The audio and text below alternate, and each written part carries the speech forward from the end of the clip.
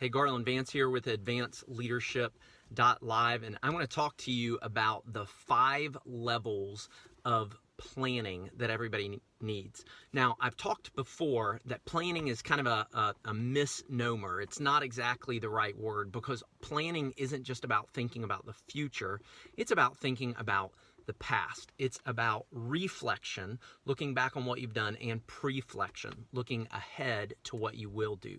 But when you're doing your planning, you really need to think in 5 different levels.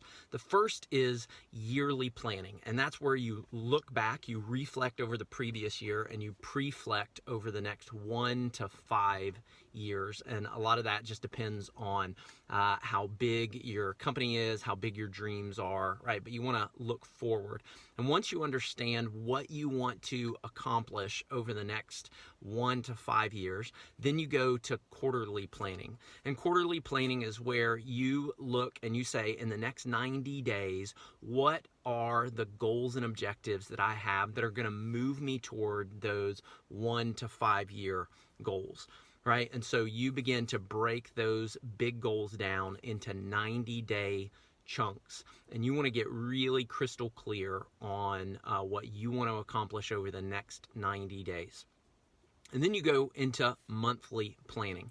Monthly planning is where you begin to take those quarterly goals and say, okay, in the next month, what do I think I can accomplish, even at an unbusy pace? What do I think I can accomplish in the next 30 days that are going to move me toward my quarterly goals? And you begin to lay those out. I find that it's really helpful to identify that by week 1, week 2, week 3, and week 4. And that way you begin to understand what you want to accomplish in the next few weeks.